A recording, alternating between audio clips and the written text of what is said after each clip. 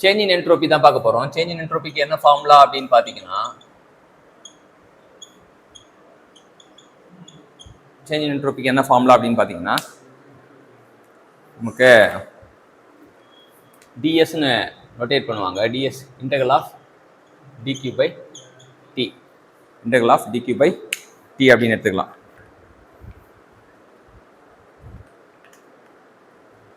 இப்போ இதில் ஃபர்ஸ்ட் வந்து constant volume process. Constant volume ப்ராசஸ்க்கு டிக்யூ நம்ம கண்டுபிடிச்சிருப்போம். It is MCV DT. Unit மாஸ்க்கு டிக்யூ போட்டிங்கன்னா சிவி இன்ட்டு டிடி. நம்ம யூனிட் மாஸே தான் எடுத்துப்பாங்க எப்பவுமே. அப்போ DS equal to CV DT by T போட்டோம் அப்படின்னா சிவி வெளியே எடுத்துடலாம். DT by T, DT by டியை வந்து இன்டெகிரேட் பண்ணால் வந்து நமக்கு லேன் ஆஃப் டி வரும். டிடி பை டி வந்து இன்டெகிரேட் பண்ணால் அப்போ C V ln of t substitute பண்ணோம் அப்படின்னா CV ln of T2 by T1. இது வந்து change in entropy for constant volume process. இதே கான்ஸ்டன்ட் ப்ரெஷர் ப்ராசஸ்க்கு என்ன அப்படின்னு பார்த்தீங்கன்னா, கான்ஸ்டன்ட் ப்ரெஷர் ப்ராசஸ்க்கு என்ன அப்படின்னு பார்த்தீங்கன்னா டிஎஸ் ஈக்குவல் டு இது சிபிடிடி வரும். சிபிடிடி இருக்கு.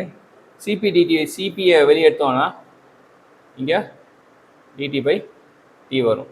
கான்ஸ்டன்ட் ப்ரெஷர் ப்ராசஸ்க்கு DQ equal to MCP DT. Unit மாஸுக்கு வெறும் சிபிடிடி வரும். ஸோ இது எத்தனை சிபி லேன் ஆஃப் டி, மறுபடியும் லிமிட் செட் பண்ணிங்கன்னா CP ln of T2 by T1. இது வந்து கான்ஸ்டன்ட் ப்ரெஷர் ப்ராசஸ்க்கு அங்கே சிபி வரும், இங்கே சிபி வரும். அடுத்தது ஐசோதர்மல் ப்ராசஸ் பார்த்தீங்கன்னா டிஎஸ் ஈக்குவல் டு Q வந்து பார்த்தீங்கன்னா ஒர்க் டனே தான். MR T ln of V2 by V1 divide by T. So வேரியபிளே இருக்காது. வேரியபிள்னா இன்டெகிரேஷன் தேவையில்லை. MR ln of V2 by V1. இது பார்த்தீங்கன்னா இது வந்து நமக்கு or lane of V2 by V1 இல்லாட்டி or lane of P1 by P2 போடலாம். சரி, இப்போ இதில் என்ன அப்படின்னா, இதில் ஐசோதர்மல் ப்ராசஸ்க்கு வந்து டிக்யூ வந்து என்ன அப்படின்னு பார்த்தீங்கன்னா it is MR T ln of V2 by V1. இது அடியபேட்டிக் ப்ராசஸ்க்கு என்ன அப்படின்னு பார்த்தீங்கன்னா DS equal to no heat transfer. No heat டிரான்ஸ்ஃபர்னா ஐசோட்ரோபிக் ப்ராசஸ் நோ இ டிரான்ஸ்ஃபர்னா இது 0 ஆகிடும்.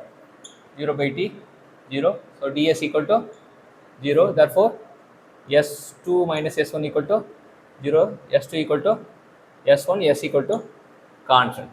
இது ஐசோட்ரோபிக் ப்ராசஸ். 4 ப்ராசஸுக்கும் சேஞ்ச் இன் என்ட்ரோபி என்னன்னு தெரிஞ்சுக்கிட்டோம்.